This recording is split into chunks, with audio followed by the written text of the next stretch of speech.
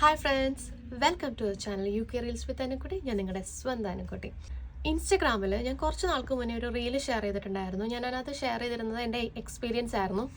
അപ്പോൾ അതിന് കിട്ടിയ റെസ്പോൺസ് ഭയങ്കര നല്ലതായതുകൊണ്ട് ഞാനതൊരു സീരീസ് പോലെ interview marathon, NHS interview marathon എന്നുള്ളൊരു സീരീസ് പോലെ സ്റ്റാർട്ട് ചെയ്തു.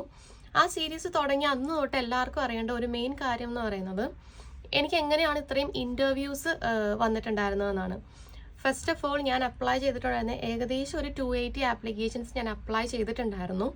ഇനിഷ്യൽ സ്റ്റേജിൽ ഞാൻ പഠിച്ച ഫീൽഡിലാണ് അപ്ലൈ ചെയ്തുകൊണ്ടിരുന്നത്, അതായത് IT-യിലാണ് ചെയ്തുകൊണ്ടിരുന്നത്. പക്ഷേ എനിക്ക് അതിലൊരു എക്സ്പീരിയൻസ് ഇല്ലാത്തത് കൊണ്ട് എനിക്ക് ഫുള്ള് റിജക്ഷൻസ് ആയിരുന്നു. അപ്പോൾ എനിക്ക് തോന്നി, ഓക്കെ, എങ്കിൽ പിന്നെ നമുക്ക് ചെറിയ ഏതെങ്കിലും റോൾസ് അപ്ലൈ ചെയ്ത് തുടങ്ങാമെന്ന്. അങ്ങനെ ഞാൻ NHS കയറണം എന്നുള്ളൊരു ആഗ്രഹത്തിന് പുറത്ത് ഹൗസ് കീപ്പിംഗ് തൊട്ട് ഞാൻ അപ്ലൈ ചെയ്യാൻ തുടങ്ങി. Band 2 ഹൗസ് കീപ്പിംഗ് തൊട്ട് അപ്ലൈ ചെയ്യാൻ തുടങ്ങി. ആ സമയത്തും എനിക്ക് റിജക്ഷൻ ആയിരുന്നു. ഈവൻ ഹൗസ് കീപ്പിങ്ങിന് റിജക്ഷൻ വന്ന സമയത്ത് എനിക്ക് ഒരുപാട് വിഷമം ഉണ്ടായി. ഇതിൽ താഴെ ഞാൻ എന്താണ് അപ്ലൈ ചെയ്യേണ്ടതെന്ന് പോലും എനിക്കൊരു ഐഡിയ ഉണ്ടായിരുന്നില്ല. പിന്നെ എവിടുന്നൊക്കെയോ കിട്ടിയ കുറച്ച് മോട്ടിവേഷനും കുറച്ച് ആൾക്കാർ എന്നെ നല്ലോണം സപ്പോർട്ട് ചെയ്തുകൊണ്ട് ഞാൻ ഒന്നേന്ന് പറഞ്ഞ് പിന്നെയും ആപ്ലിക്കേഷൻ ഇടാൻ സ്റ്റാർട്ട് ചെയ്തു. ഇനിഷ്യലി ഞാൻ ഇങ്ങനെ ഒരു കൗണ്ട് വെച്ചിട്ടൊന്നും അപ്ലൈ ചെയ്യാറില്ല. എല്ലാ ദിവസവും സ്കൂളിൽ നിന്ന് വന്ന ശേഷം, ഞാൻ സ്കൂളിലായിരുന്നു വർക്ക് ചെയ്തുകൊണ്ടിരുന്നത്, അപ്പോൾ സ്കൂളിൽ നിന്ന് വന്ന ശേഷം അപ്പം തന്നെ കുറച്ച് ആപ്ലിക്കേഷൻ ഇട്ടിട്ട് ഞാൻ എൻ്റെ കാര്യങ്ങൾ ചെയ്യാറുണ്ടായിരുന്നുള്ളൂ. അതൊരു റൊട്ടീൻ പോലെ ഞാൻ ഫോളോ ചെയ്തിട്ടുണ്ടായിരുന്നു. ഒരു 1 to 2 months ആണ് ഞാൻ ഈ ഒരു റൊട്ടീൻ ഫോളോ ചെയ്തത്. എനിക്ക് എങ്ങനെയെങ്കിലും ഒരു ഇൻ്റർവ്യൂ എത്താൻ വേണ്ടിയിട്ടുള്ള ആഗ്രഹത്തിന് പുറത്ത്. അങ്ങനെ ഒരു 80 ആപ്ലിക്കേഷൻസ്, ഒരു 75-80 ആപ്ലിക്കേഷൻസ് ആയ സമയത്ത് എൻ്റെ ആദ്യത്തെ ഇൻ്റർവ്യൂവിനുള്ള മെയിൽ വന്നു. അതൊരു Band 2 പൊസിഷൻ ആയിരുന്നു, ഒരു അഡ്മിൻ അസിസ്റ്റൻ്റ് ആയിരുന്നു. ഫസ്റ്റ് ഇൻ്റർവ്യൂവിൻ്റെ എക്സ്പെക്ടേഷൻ ആണ് ഞാൻ വീഡിയോയിൽ ഷെയർ ചെയ്തത്. അതെനിക്ക് കിട്ടിയിട്ടുണ്ടായിരുന്നില്ല. പക്ഷേ എനിക്ക് മനസ്സിലായ ഒരു കാര്യം എന്താണെന്ന് വെച്ച് കഴിഞ്ഞാൽ, ഞാൻ ആദ്യം സപ്പോർട്ടിങ് ഇൻഫർമേഷൻ ഉണ്ടാക്കിയിട്ടുണ്ടായിരുന്നത് എൻ്റെ CV ഉണ്ടായിരുന്നതിനകത്ത് 2 സെൻറ്റൻസ് കോപ്പി പേസ്റ്റ് ചെയ്ത്, ഒരുപാട് പേര് അങ്ങനെ ചെയ്തിട്ടുണ്ടെന്ന് ഞാൻ ഈ റീസെൻ്റ്ലിയാണ് അറിഞ്ഞത്. അതേ പാറ്റേണിൽ തന്നെയാണ് ഞാനും ചെയ്തത്. പക്ഷേ എനിക്ക് റെസ്പോൺസ് വരാതിരുന്ന സമയത്ത് ഞാൻ ഇങ്ങനെ അതൊന്ന് പാറ്റേൺ മാറ്റി ഞാൻ AI യൂസ് ചെയ്യാൻ തുടങ്ങി. അപ്പോഴും എനിക്ക് റെസ്പോൺസ് വരുന്നില്ല. അവസാനം ഞാൻ ഒരു രക്ഷയില്ലാത്ത സമയത്താണ് ഞാൻ സ്വന്തമായിട്ട് ചെയ്ത് നോക്കുക. എന്തായാലും ഈ 2 കാര്യം ഡിപ്പെൻഡ് ചെയ്തിട്ടും ഗുണമുണ്ടായില്ല. എങ്കിൽ പിന്നെ സ്വന്തമായി ചെയ്തു നോക്കാം എന്ന് പറഞ്ഞ് സ്റ്റാർട്ട് ചെയ്ത് ഞാനൊരു 2 പാരഗ്രാഫിൻ്റെ സപ്പോർട്ടിങ് ഇൻഫർമേഷൻ ഉണ്ടാക്കി. ആദ്യത്തെ ഒരു പാരഗ്രാഫ് എന്നെ ഇൻട്രൊഡ്യൂസ് ചെയ്തുകൊണ്ട്, രണ്ടാമത്തത് എൻ്റെ എക്സ്പീരിയൻസ് എല്ലാം ഷെയർ ചെയ്തിട്ട് 2 paragraph supporting information, may be ഒരു 300-400 വേർഡ്സ് ഉള്ളൊരു സാധനം. അപ്പോഴും റെസ്പോൺസ് ഒന്നും വന്നില്ല. അപ്പം ഞാൻ ഓർത്ത്, ഓക്കെ, എന്തായാലും ഒരു 2 പാരഗ്രാഫേ ഉള്ളൂ, അവർക്ക് 1500 വരെ അക്കോമഡേറ്റ് ചെയ്യാൻ പറ്റും സപ്പോർട്ടിങ് ഇൻഫർമേഷനിൽ. അപ്പം ഞാൻ എന്ത് ചെയ്തു, കുറച്ച് വേർഡ്സും കൂടെ ആഡ് ചെയ്ത് ഞാനൊരു സ്ട്രക്ചർ പോലെ ക്രിയേറ്റ് ചെയ്യാൻ തുടങ്ങി. അങ്ങനെ ഞാൻ തന്നെ ഒന്ന് കണ്ടുപിടിച്ച ഒരു സ്ട്രക്ചറാണ് ഞാനിപ്പോൾ വർക്ക് ചെയ്തുകൊണ്ടിരിക്കുന്നത്. റീസെൻ്റ്ലി നമ്മുടെ ഒരു ഫാമിലി മെമ്പർ ഷെയർ ചെയ്തിട്ടുണ്ടായിരുന്നു, സപ്പോർട്ടിങ് ഇൻഫർമേഷൻ ഹെഡിങ് വൈസ് കൊടുക്കുന്നത് പോലെ ബുള്ളറ്റ്സ് വെച്ച് യൂസ് ചെയ്ത് അത് പ്രസൻറ്റ് ചെയ്യുന്നതൊക്കെ നല്ല റെസ്പോൺസ് കിട്ടാൻ ചാൻസ് ഉണ്ടെന്ന്. പക്ഷേ അത് ഞാനും ഞാൻ ആ വീഡിയോ ഷെയർ ചെയ്ത അന്ന് തന്നെയാണ് അറിയുന്നത്. അപ്പോൾ അതിന് മുന്നേ വരെ ഞാൻ യൂസ് ചെയ്യുന്ന ഫോർമാറ്റ് പാരഗ്രാഫ് വൈസ് ആണ്. അതാണ് വേറൊരു കാര്യം, ഒരു ഡൗട്ട് എല്ലാവരും ചെയ്യുന്നത്, പാരഗ്രാഫ് ആണോ ബുള്ളറ്റ് ആണോ നല്ലതെന്ന് വെച്ച് കഴിഞ്ഞാൽ അവർ പ്രിഫർ ചെയ്യുന്നത് ബുള്ളറ്റും ഹെഡിങ്സ് ഒക്കെ പ്രിഫർ ചെയ്യുന്നുണ്ടെന്ന് പറയുന്നുണ്ടെങ്കിലും ഞാൻ അങ്ങനെ ഒരു അറ്റംപ്റ്റ് ഇതുവരെ നടത്തിയിട്ടില്ല. ഞാൻ പാരഗ്രാഫ് വൈസ് ആണ് ഇപ്പോഴും ഞാൻ സപ്പോർട്ടിങ് ഇൻഫർമേഷൻ കൊടുക്കാറുള്ളത്. പിന്നെയുള്ള കാര്യം എന്ന് പറയുന്നത്, അതിൻ്റെ ഒരു സ്ട്രക്ചർ എങ്ങനെയാണെന്ന് അറിയാനോ കുറേ പേർക്ക് ഇൻട്രസ്റ്റ് ഉണ്ട്. അതിൻ്റെ സ്ട്രക്ചർ ഷെയർ ചെയ്യുന്നതിന് മുന്നേ ആയിട്ട് ടെംപ്ലേറ്റ് എൻ്റെ അടുത്തില്ല. അതിനുള്ള റീസൺ കൂടെ ഞാൻ പറയാം. കാരണം ഞാൻ അപ്ലൈ ചെയ്തുകൊണ്ടിരുന്ന ഒരു ഫോർമാറ്റ് എന്ന് പറയുന്നത്, ഒരു IT ഞാൻ ഡ്രോപ്പ് ചെയ്ത ശേഷം പിന്നെ ഞാൻ ചെയ്യുന്നത് ഒരു full admin kind of jobs ആണ്. Band 5 വരെയുള്ള അഡ്മിൻ കൈൻഡ് ഓഫ് ജോബ്സ് ആണ് ഞാൻ അപ്ലൈ ചെയ്തുകൊണ്ടിരുന്നത്. അപ്പോൾ എൻ്റെ സപ്പോർട്ടിങ് ഇൻഫർമേഷനിൽ സിമിലർ കൈൻഡ് ഓഫ് സാധനങ്ങൾ മതി. കാരണം സ്കിൽസ് ഒക്കെ ഏകദേശം സിമിലർ ആയിരിക്കും, ക്വാളിഫിക്കേഷനും എക്സ്പീരിയൻസും ആയിരിക്കും നമ്മുടെ ബാൻഡ് കൂടുന്തോറും വേണ്ടി വരിക. അപ്പം എനിക്കൊരു പർട്ടിക്കുലർ ഒരു സെറ്റ് ഓഫ് സാധനമുണ്ട്, ഒരു സപ്പോർട്ടിങ് ഇൻഫർമേഷൻ ഉണ്ട്. ആ ഒരു സപ്പോർട്ടിങ് ഇൻഫർമേഷൻ ഞാൻ ക്രിയേറ്റ് ചെയ്ത് വെച്ചത് ഞാൻ കോപ്പി പേസ്റ്റ് ചെയ്ത ശേഷം അതിനകത്തേക്ക് ആ പർട്ടിക്കുലർ ജോബിന് വേണ്ട കാര്യങ്ങളും കൂടെ ആഡ് ചെയ്തിട്ടാണ് ഞാൻ സബ്മിറ്റ് ചെയ്യുന്നത്. അതുകൊണ്ടാണ് നിങ്ങൾ ചോദിക്കുമ്പോൾ Band 2-ൻ്റെ തരുമോ, അല്ലെങ്കിൽ ഏതെങ്കിലും ഒരു റോളിൻ്റെ തരുമോ, HCയുടെ തരുമോ എന്നൊക്കെ ചോദിക്കുമ്പോൾ എൻ്റെ കയ്യിൽ അങ്ങനെ ഒരു സ്പെയർ സാധനം ഇല്ലാത്തത്. കാരണം അതിപ്പോഴും ഞാൻ യൂസ് ചെയ്ത് പോകുന്നു, ഇപ്പോഴും ഞാൻ അപ്ലൈ ചെയ്യുന്ന ഒരു ആക്റ്റീവായിട്ട് അപ്ലൈ ചെയ്യുന്ന ഒരു കാൻഡിഡേറ്റ് ആണ്. പക്ഷേ ഞാനിപ്പോൾ നമ്പർ ഓഫ് ആപ്ലിക്കേഷൻസ് കുറച്ചു. അതിൻ്റെ റീസൺ എന്താണെന്ന് ഞാൻ പിന്നീട് പറയാം. ഇനി സപ്പോർട്ടിങ് ഇൻഫർമേഷൻ്റെ സ്ട്രക്ചർ അതെങ്ങനെയാണെന്ന് വെച്ച് കഴിഞ്ഞാൽ, ബേസിക്കലി ഞാൻ ചെയ്യുന്നത് എങ്ങനെയാണെന്ന് വെച്ച് കഴിഞ്ഞാൽ, ഫസ്റ്റ് പാരഗ്രാഫ് എപ്പോഴും ഞാൻ എന്നെ ഇൻട്രൊഡ്യൂസ് ചെയ്യാൻ വെക്കാറുണ്ട്. ഡിപ്പെൻഡിങ് ഓൺ ദ ജോബ് ഞാൻ എന്നെ ഇൻട്രൊഡ്യൂസ് ചെയ്യുന്ന ഡിഫറെൻറ്റ് ടൈപ്പ് ആയിരിക്കും. ഒരു പക്ഷേ ഒരു Band 2 അങ്ങനെയുള്ള എന്തെങ്കിലും ആണെന്നുണ്ടെങ്കിൽ ഞാൻ എൻ്റെ ഒരു ബേസിക് ക്വാളിഫിക്കേഷൻ വെച്ചിട്ട് ഞാൻ ചെയ്യാറുണ്ട്. അല്ലെങ്കിൽ കുറച്ചും കൂടെ ഹയർ റാങ്ക് ആണെങ്കിൽ എൻ്റെ എക്സ്പീരിയൻസ് വെച്ചിട്ട്, ഇത്രയും നാളും എക്സ്പീരിയൻസ് വെച്ചിട്ട് ഉള്ള ഒരു കാൻഡിഡേറ്റ് ആണ്, അതായത് എനിക്കുള്ള എക്സ്പീരിയൻസ് എത്രയാണോ അത്രയും എക്സ്പീരിയൻസ് ഉള്ള ഒരു കാൻഡിഡേറ്റ് ആണെന്നുള്ള രീതിയിൽ ഇൻട്രൊഡ്യൂസ് ചെയ്യാറുണ്ട്. അപ്പോൾ ഓരോ സപ്പോർട്ടിങ് ഇൻഫർമേഷൻ സബ്മിറ്റ് ചെയ്യുമ്പോഴും ആ ജോലിയുടെ ലെവലും അതിൻ്റെ ക്വാളിഫിക്കേഷനും അനുസരിച്ച് എൻ്റെ ഇൻട്രൊഡ്യൂസ് ചെയ്യുന്ന, എന്നെ അഡ്രസ്സ് ചെയ്യുന്ന കാര്യം മാറ്റാറുണ്ട്.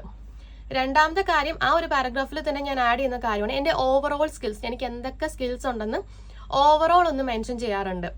അടുത്തതിൽ ഞാൻ വരുന്നത് എപ്പോഴും എൻ്റെ കരിയർ എവിടുന്ന് സ്റ്റാർട്ട് ചെയ്തു, എവിടുന്ന് എൻഡ് ചെയ്തു, ജോബ്സ് ഡിപ്പെൻഡ് ചെയ്തിട്ടാണ് ഞാൻ എവിടുന്ന് സ്റ്റാർട്ട് ചെയ്തു, എവിടുന്ന് എൻഡ് ചെയ്തു എന്നുള്ള പറയാറുള്ളത്. ഒരു പക്ഷേ വാർഡ് ക്ലർക്കിനൊക്കെയാണ് പോകുന്നതെങ്കിൽ ഞാൻ കുറച്ച് നാൾ ഡൊമിസിലറി വർക്ക് ചെയ്തിട്ടുണ്ടായിരുന്നു.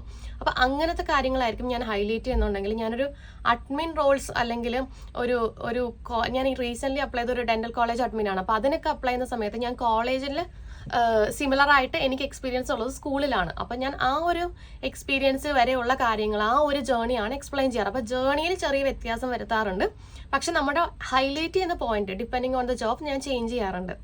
അത് കഴിഞ്ഞ് ഞാൻ ഓരോ ജോബ്സും ഞാൻ വെച്ചിട്ടുള്ള ഓരോ എക്സ്പീരിയൻസും ഈ പർട്ടിക്കുലർ ജോബുമായിട്ട് എന്താണ് കണക്ഷൻ, അല്ലെങ്കിൽ ജോബ് ഡിസ്ക്രിപ്ഷനുമായിട്ട് എങ്ങനെ കണക്ട് ചെയ്ത് പോകാം എന്നുള്ള രീതിയിലാണ് പറയാറ്.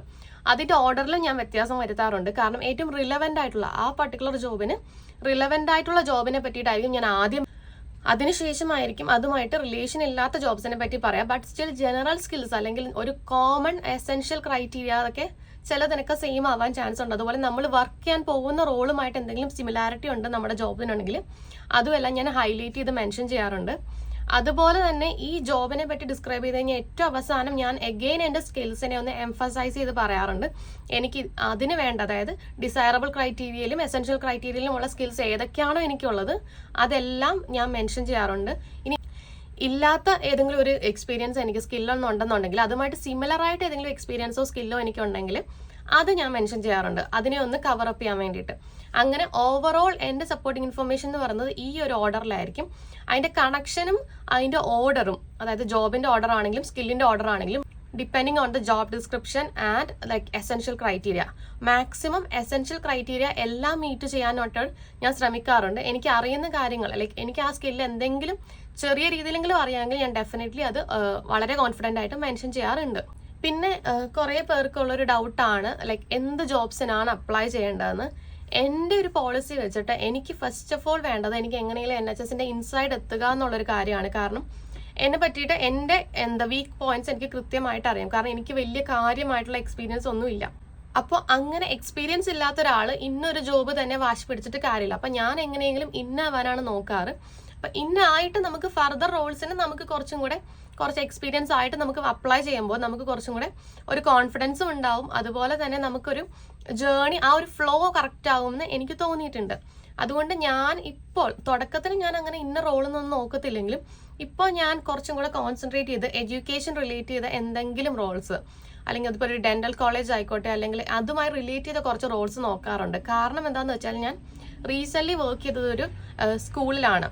ഞാൻ ലൂട്ടനിലുള്ള സ്കൂളിലാണ് വർക്ക് ചെയ്തുകൊണ്ടിരുന്നത്. അപ്പോൾ എനിക്ക് റിലേറ്റ് ചെയ്യാൻ പറ്റുന്നതും അതുപോലെ എൻ്റെ ഒരു പ്രോഗ്രസ് അപ്രോപ്രിയേറ്റ് ആയിട്ട് എനിക്ക് തോന്നുന്നതും അതായത് കൊണ്ടാണ് ഞാൻ സിമിലർ അപ്ലൈ ചെയ്യുന്നത്. പക്ഷെ സിമിലർ മാത്രമല്ല അപ്ലൈ ചെയ്യുന്നത്, എന്തെങ്കിലും ഒരു ചെറിയ കണക്ഷൻ ഉണ്ടെങ്കിൽ ഞാൻ അത് മെൻഷൻ ചെയ്ത് അപ്ലൈ ചെയ്യാറുണ്ട്. ഇനി ടിപ്സും ട്രിക്സും ഒക്കെ ഇത് തന്നെയാണ്. നമ്മൾ കൺസിസ്റ്റൻ്റ് ആയിട്ട് അപ്ലൈ ചെയ്യുക, അപ്പോൾ തന്നെ നമുക്ക് ഏകദേശം ആ ഒരു ഫ്ലോ കിട്ടും. അതുപോലെ ഞാൻ മെയിൻറ്റെയിൻ ചെയ്തൊരു കാര്യമാണ്, നമ്മൾ ഒരു ട്രസ്റ്റിൽ ഒന്നിൽ കൂടുതൽ ആപ്ലിക്കേഷൻ സബ്മിറ്റ് ചെയ്യുന്ന സമയത്ത് ഒരു റെസ്പോൺസും വന്നിട്ടില്ല എന്നുണ്ടെങ്കിൽ ഞാൻ കുറച്ചൊക്കെ നോക്കിയിട്ട് ഞാൻ സെൽഫായിട്ട് പിന്നെ ആ ഒരു ട്രസ്റ്റിലേക്ക് അപ്ലൈ ചെയ്യാറില്ല. മേ ബി ഞാൻ പറഞ്ഞിട്ടുണ്ട് അവിടെ ചിലപ്പോൾ ഹൈ സ്റ്റാൻഡേർഡ്സ് വേണമായിരിക്കും, അല്ലെങ്കിൽ നല്ല എക്സ്പീരിയൻസ് ഉള്ളവരുണ്ടായിരിക്കും, അല്ലെങ്കിൽ നമ്പർ ഓഫ് ആപ്ലിക്കേഷൻസ് കൂടുതലായിരിക്കും. അതുകൊണ്ട് നമ്മൾ ഏറ്റവും റെസ്പോൺസ് വന്നു തുടങ്ങുന്ന ടൈമിൽ ആ പർട്ടിക്കുലർ ട്രസ്റ്റിലേക്കും സിമിലർ കൈൻഡ് ഓഫ് ജോബ് റോൾസിലേക്കും അപ്ലൈ ചെയ്യുന്നത് ബെറ്റർ ആയിരിക്കും.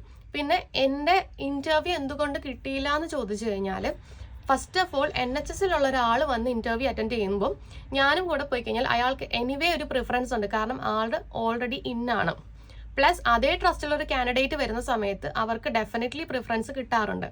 പല ഇൻ്റർവ്യൂസും എനിക്ക് ഫ്ലോപ്പ് ആവാനുള്ള കാരണം ലാക്ക് ഓഫ് എക്സ്പീരിയൻസ് ആയിരുന്നു. അതുകൊണ്ടാണ് ഞാനിപ്പോൾ ഏതെങ്കിലും റോൾ എന്നുള്ള രീതിയിൽ സ്റ്റാർട്ട് ചെയ്യുന്നത്.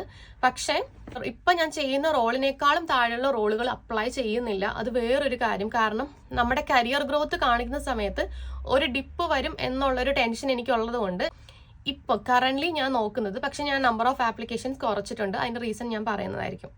ഇത്രയും കാര്യങ്ങളാണ് എനിക്ക് സപ്പോർട്ടിങ് ഇൻഫർമേഷനെ പറ്റി പറയാനുള്ളത്. നിങ്ങളുടെ ജേണി എത്ര സിമ്പിളായിട്ട് എത്ര നന്നായിട്ട് എക്സ്പ്ലെയിൻ ചെയ്യാൻ പറ്റുമോ അത്രയും നന്നായിട്ട് എക്സ്പ്ലെയിൻ ചെയ്യുക. ഓരോരുത്തരുടെയും ഓർഡർ ഡിഫറെൻ്റ് ആയിരിക്കും, കാരണം കരിയർ പാത്ത് വേ ഡിഫറെൻ്റ് ആയിരിക്കും. അപ്പോൾ നിങ്ങളുടെ ഡെവലപ്മെൻറ്റ് ഏത് ഓർഡറിലാണ് നിങ്ങൾക്ക് എംഫസൈസ് ചെയ്യാൻ പറ്റുക ആ ഓർഡറിൽ വേണം എംഫസൈസ് ചെയ്യാനായിട്ട്. അല്ലാതെ എൻ്റെ ഓർഡർ ഒരിക്കലും നിങ്ങൾക്ക് സ്യൂട്ടബിൾ ആവില്ല. ഇതാണ് എൻ്റെ ഒരു എക്സ്പീരിയൻസ്. ഞാൻ ഈ ഒരു മെത്തേഡ് ഫോളോ ചെയ്തിട്ടുണ്ട്, സക്സസ് ആയിട്ടുണ്ട്. അതുകൊണ്ട് തന്നെ കുറേ പേര് പറയാറുണ്ട് ഓരോ ജോബ്സിനും ഓരോ സപ്പോർട്ടിങ് ഇൻഫർമേഷൻ വേണം. അത് ഡെഫിനറ്റ്ലി ശരിയാണ്. പക്ഷേ എനിക്ക് വർക്കായിട്ടുള്ള ഒരു ടെക്നിക്ക്, ഒരു സ്ട്രാറ്റജി മാത്രമാണ് ഞാൻ എക്സ്പ്ലെയിൻ ചെയ്തിട്ടുള്ളത്. ഇത് തന്നെ ഫോളോ ചെയ്യണമെന്ന് ഞാൻ ഒരിക്കലും റെക്കമെൻഡ് ചെയ്യുന്നില്ല. നിങ്ങൾക്ക് ഏതാണോ അപ്രോപ്രിയേറ്റ് ആയിട്ടുള്ളത്, ഒരു എക്സാമ്പിൾ ബുള്ളറ്റ് പോയിന്റ്സ് ഇട്ട് നിങ്ങളെ നന്നായി നിങ്ങൾക്ക് ഡിസ്ക്രൈബ് ചെയ്യാൻ പറ്റുമെങ്കിൽ നിങ്ങൾ അത് യൂസ് ചെയ്യാം. നിങ്ങൾക്ക് പാരഗ്രാഫാണ് കംഫർട്ടബിൾ എങ്കിൽ നിങ്ങൾ അത് യൂസ് ചെയ്യുക. ഹെഡിങ് വെച്ച് ഇൻട്രസ്റ്റഡ് ആണെങ്കിൽ അങ്ങനെ യൂസ് ചെയ്യുക. അപ്പം നിങ്ങളെ എങ്ങനെ നമ്മളെ എത്രയും നന്നായിട്ട് നമുക്ക് എക്സ്പ്രസ് ചെയ്യാൻ പറ്റും, നമ്മുടെ ടാലൻസ് എഴുതി വെക്കാൻ പറ്റും, അതെല്ലാം എഴുതി വെക്കുക. പിന്നെ ഏത് ചെറിയ സ്കില്ലും ഏത് ചെറിയ എക്സ്പീരിയൻസും വാലിഡ് ആണ്. പിന്നെ ഒരു മെയിൻ ക്വസ്റ്റ്യൻ ആണ്, എക്സ്പീരിയൻസ് ഇല്ല അതുകൊണ്ട് എനിക്ക് അപ്ലൈ ചെയ്യാൻ പറ്റുമെന്ന്. ട്രൈ ചെയ്ത് നോക്കുക. ഒരു പോയിന്റ് വരെ, ഇപ്പോൾ ഒരു എക്സാമ്പിൾ പറയാനാണെങ്കിൽ നമ്മൾ അപ്ലൈ ചെയ്യുന്ന ട്രസ്റ്റിൽ നമ്മളെപ്പോലെ എക്സ്പീരിയൻസ് ഇല്ലാത്ത ഒരാളാണ് അപ്ലൈ ചെയ്യുന്നതെന്നുണ്ടെങ്കിൽ അതിൽ നിന്നും ബെറ്റർ ആയ ഒരു സപ്പോർട്ടിങ് ഇൻഫർമേഷൻ വെച്ചിട്ട് അവർ ഇന്റർവ്യൂവിന് വിളിക്കും. അപ്പം നമ്മൾ മാക്സിമം ട്രൈ ചെയ്യുക. എന്ത് എക്സ്പീരിയൻസ് ഇല്ലെങ്കിലും കോൺഫിഡൻ്റ് ആയിട്ടിരിക്കുക. പിന്നെ നമ്മൾ എപ്പോഴും അത് കിട്ടും എന്നുള്ളൊരു എക്സ്പെക്ടേഷൻ മനസ്സിൽ എപ്പോഴും വെക്കുക. അല്ലാതെ ഒരു ആപ്ലിക്കേഷൻ അല്ലെങ്കിൽ 10 ആപ്ലിക്കേഷൻ അല്ലെങ്കിൽ 100 ആപ്ലിക്കേഷൻ സബ്മിറ്റ് ചെയ്ത ശേഷം കിട്ടിയില്ല എന്നോർത്ത് വിഷമിക്കേണ്ട ഒരാവശ്യമില്ല. നമ്മൾ മാനിഫെസ്റ്റേഷനൊക്കെ കേട്ടിട്ടില്ലേ, നമ്മൾ കിട്ടിയെന്ന് അങ്ങ് വിശ്വസിക്കുക. നമ്മൾ നല്ല പോസിറ്റീവായിട്ട് കിട്ടിയെന്ന് വിശ്വസിച്ച് കഴിഞ്ഞാൽ നമുക്ക് കിട്ടാത്തതായിട്ടുള്ള ഒരു കാര്യങ്ങളും ഇല്ല. എനിക്ക് പേഴ്സണലി അങ്ങനെയും തോന്നാറുണ്ട്. കാരണം ഞാൻ ചില കാര്യങ്ങൾ കിട്ടിയെന്ന് തന്നെ വിചാരിക്കാറുണ്ട്, അല്ലെങ്കിൽ കിട്ടുമെന്ന് നമുക്ക് ഭയങ്കരമായിട്ടുള്ളൊരു ഉറപ്പുണ്ട്. പക്ഷെ അതുമായിട്ട് നമ്മൾ അതിനുള്ള എഫേർട്ടും കൂടി ഇടണം ഡെഫിനറ്റ്ലി. അല്ലാതെ ഒരു കാര്യം കിട്ടുമെന്ന് ആലോചിച്ചിട്ട് അതിനുവേണ്ടി വർക്ക് ചെയ്യാണ്ടിരിക്കരുത്. നമ്മുടെ സൈഡിൽ നിന്ന് 100% ഇട്ട് കഴിഞ്ഞാൽ ഡെഫിനറ്റ്ലി നമുക്ക് ആ സംഭവം കിട്ടും ഒരു പോയിന്റിൽ. അതുകൊണ്ട് ചിലപ്പോൾ നിങ്ങൾ അപ്ലൈ ചെയ്യാൻ വിചാരിച്ച നെക്സ്റ്റ് ആപ്ലിക്കേഷനിലായിരിക്കും നിങ്ങളുടെ ലക്കും നിങ്ങളുടെ ഹാർഡ് വർക്കും എല്ലാത്തിൻ്റെയും റിസൾട്ട് കിട്ടാൻ പോകുന്നത്. അതുകൊണ്ട് കീപ് അപ്ലൈയിങ്. അതുപോലെ ഒരുപാട് എന്താ പറയുക ന്യൂസസ് ഇപ്പോൾ NHSനെ പറ്റി വരാറുണ്ട്. ഇപ്പം മിനിമം വേജസ് ആണെങ്കിലും സ്പോൺസർഷിപ്പ് ആണെങ്കിലും ഇതിനെപ്പറ്റി സജഷൻ പറയാനായിട്ട് ഞാൻ ആരുമല്ല. കാരണം എനിക്ക് സ്പോൺസർഷിപ്പ് ഇല്ല. ഞാൻ PSWയിലാണ്. ഞാൻ ഇപ്പോഴും PSWയിൽ കണ്ടിന്യൂ ചെയ്യുന്ന ഒരാളാണ്. ഞാൻ സ്പോൺസർഷിപ്പ് സെക്യൂർ ചെയ്തിട്ടില്ല.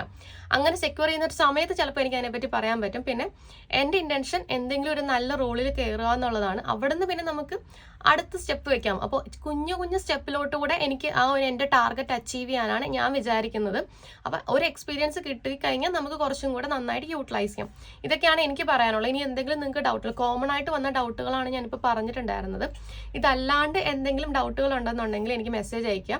അതുപോലെ എനിക്ക് അറിയുന്ന കുറച്ച് ജോബ്സിൻ്റെ ലിങ്ക്സ് ഒക്കെ ഞാൻ ഷെയർ ചെയ്യാൻ ശ്രമിക്കുന്നുണ്ട്. അത് മാക്സിമം ഞാൻ ഷെയർ ചെയ്യാം. അങ്ങനെ നമുക്കൊരു ഹാപ്പി ഹെൽത്തി കമ്മ്യൂണിറ്റി. നിങ്ങൾക്ക് അറിയുന്ന കാര്യങ്ങൾ നിങ്ങളും കമൻറ്റ് ചെയ്യുക, മെസ്സേജ് ചെയ്യുക. ഞാൻ എല്ലാ മെസ്സേജസിനും റിപ്ലൈ കൊടുക്കാറ്. മാക്സിമം എല്ലാവരെയും ഞാൻ സപ്പോർട്ട് ചെയ്ത് മെസ്സേജ് അയക്കാറുണ്ട്.